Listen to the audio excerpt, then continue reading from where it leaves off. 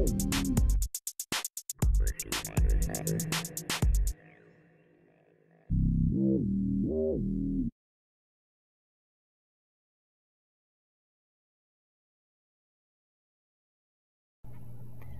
are several deer hunting seasons between early September and late January. These seasons range from a single day to a few weeks. In response to the continent-wide population crash of white-tailed deer in the late 1800s, the Lacey Act was established in 1900, which limited the transfer of specimens across state lines. Since this time, white-tailed deer population has rebounded from less than 500,000 individuals to an estimated 25 million. With less available natural habitat, this has caused major problems in residential and agricultural communities.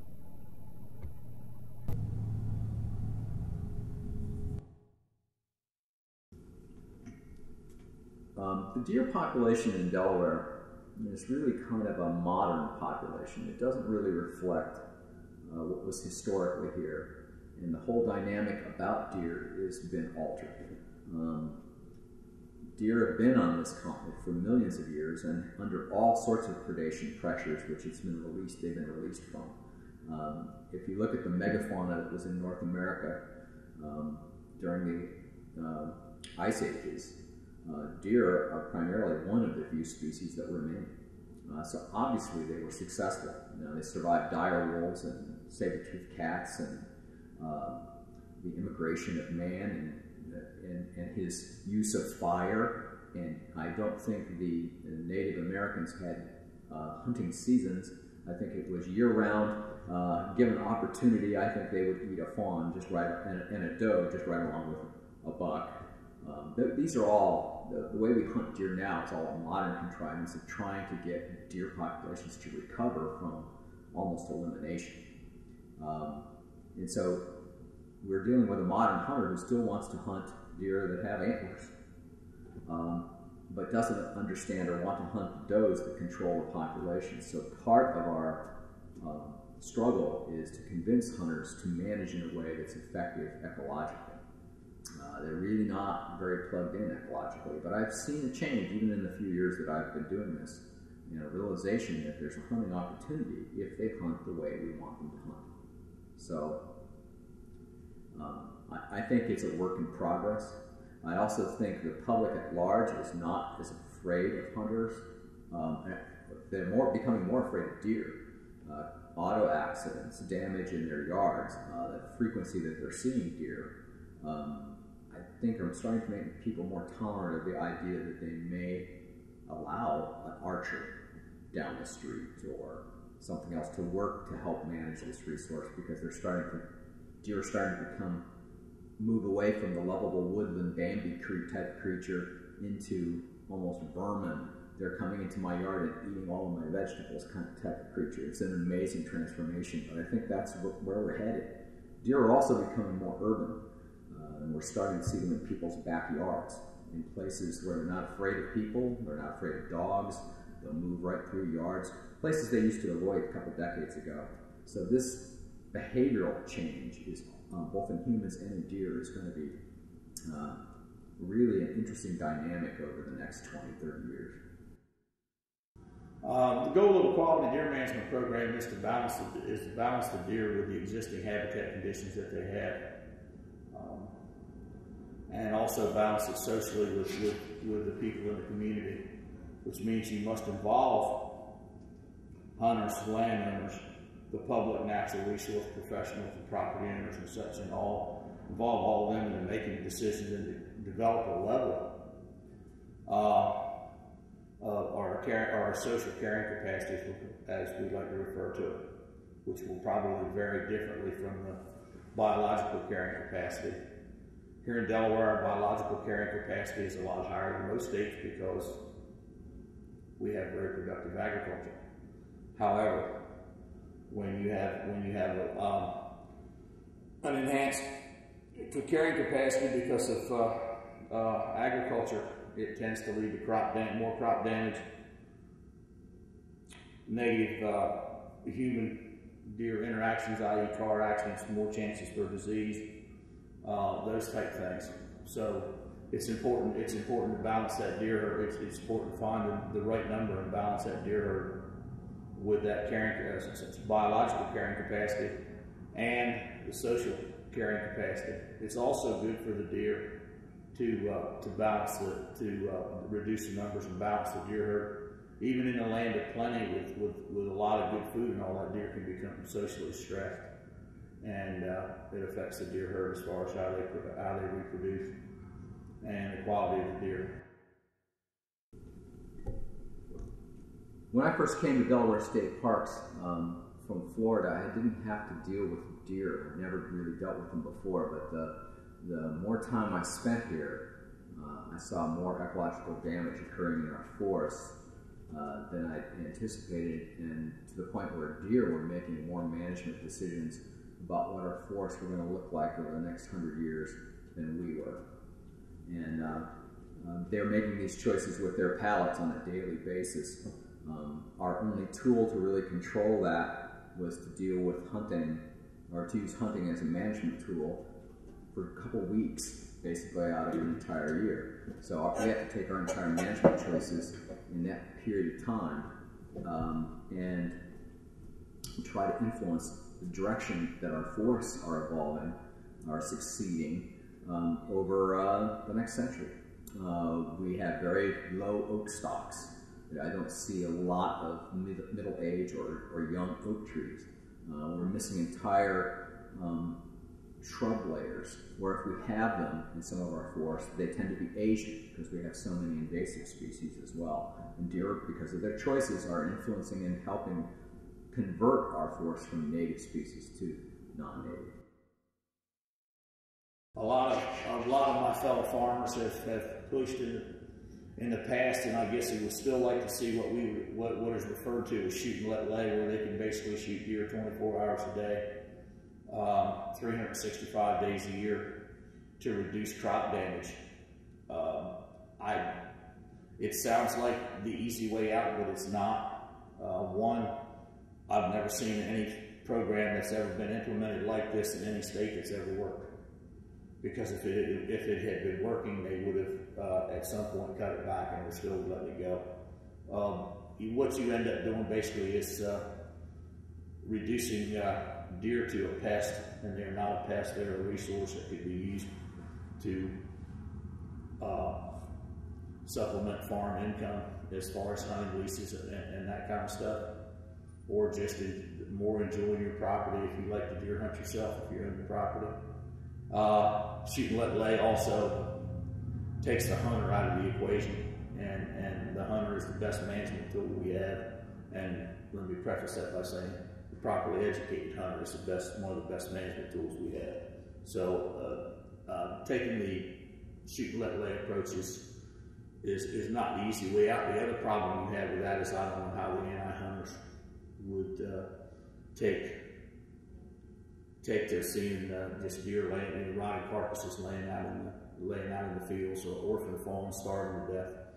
The third reason is we have less fortunate people in this state that could use the protein and use the meals from this venison. So why not harvest them and get them into our Sportsmen Against Hunger program and connect the dots between too many deer and not enough, and people needing something to eat, and use the hunters to connect that dot. A healthy sex ratio for deer is somewhere between 3 to 1 to 2 to 1, with females dominating. You never really get a true 1-to-1 ratio, because the male gets kicked out as soon as the doe gets ready to drop a fawn. That buck from the previous year gets chased away by mom. It's on his own.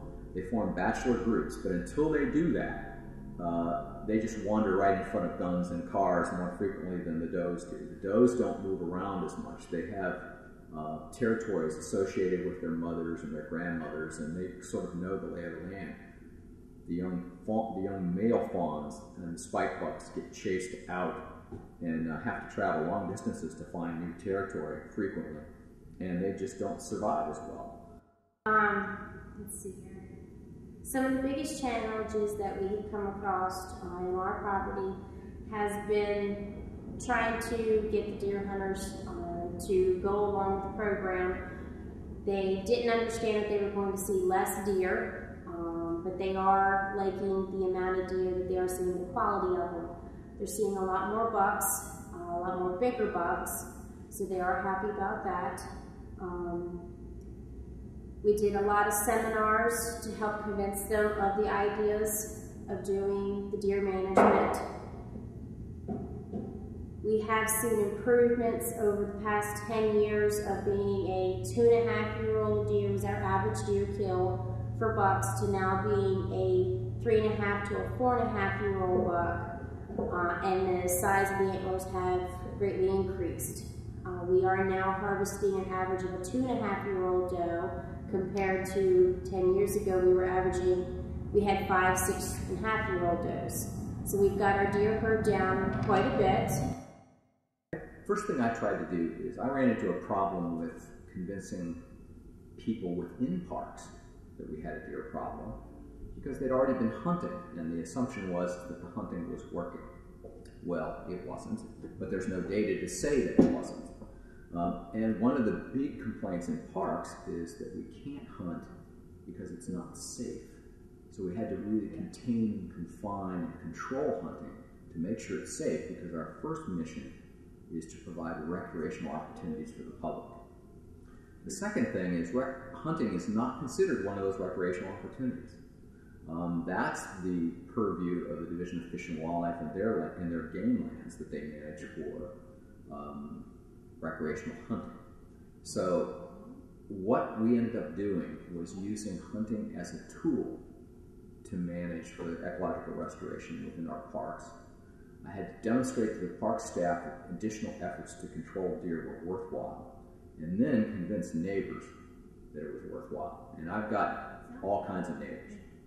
We'll get calls from folks that are complaining that all of their hostas have been eaten in their yard, and you're letting the deer population get out of control. And the next day, get a call from a hunter who's hunting property nearby who's complaining we're killing too many deer and he's not seeing as many. So we get caught in between both of those publics. And then the third public, which is just afraid of guns and hunting in any form. Our parks are being used differently too. We're having more and more people that jog and run and hike and mountain bike. We've even had requests this year to do nighttime mountain biking. Every time you turn around, there's a new recreational opportunity. We were asked this week about stalking some trout in the middle of the antlerless gun season at White Clay Creek. So we get these kinds of conflicts all the time. Cross-country courses, many of which run into November, right up against the November gun seasons in most of our parks. So we've got to juggle all of these issues. The deer data that the state collects is not as precise as to what we do. The state can't, I don't think they have the means to getting all the jawbones that need to be collected to be aged as we do. They don't require the measurements on your bucks. They have a lot of improvement that they could do, but they've gone to the internet system where you check your deer through the internet instead of actually visibly seeing that deer. So it allows the hunters to be honest more, or they could lie about what they have. I think it puts a lot of trust into the hunters. People frequently try to throw up alternatives to hunting. And biologists frequently don't use the word kill. I think both of those things are hilarious. The hunters don't want to use the word killing deer. The biologists frequently will say we're going to cull, or we're going to control the population, or do it in some way like it's sort of magic. No, you just got to kill the damn deer. That's the easiest way around it. People that go out and put tree tubes around trees in all over the country, the tubes, in many cases, I'm not a believer in them. They damage the tree's growth. They sometimes form little nest sites for voles and mice that chew on the trees anyway. I think the focus needs to be on reduction in regional management of deer. and not on growing plants as if the deer were not there.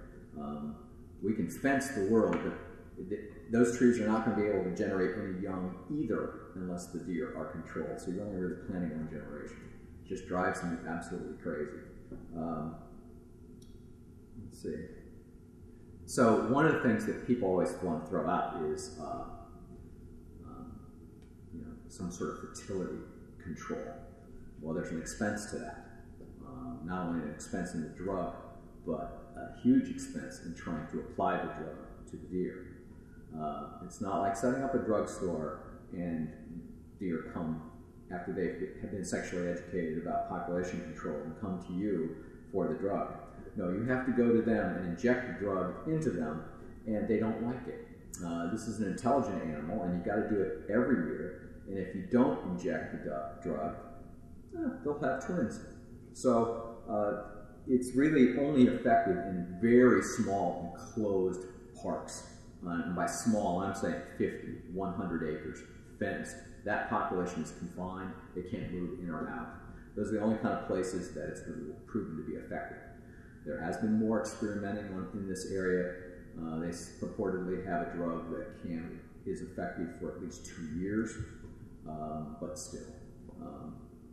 In populations like we have, where we have 3,500 acre parks, 1,200 deer, 900 of those deer are does, we're talking about $500,000 programs annually. It's just not going to happen. Hunters will reduce that population, and they'll do it for free. And in fact, they'll even pay us to do it. They'll pay through permits. They'll pay through registrations. They'll volunteer. So I really think that's the integration and the method that we need to be able to control the deer population. The only other way to control it is with your car, and there are some problems with that as well.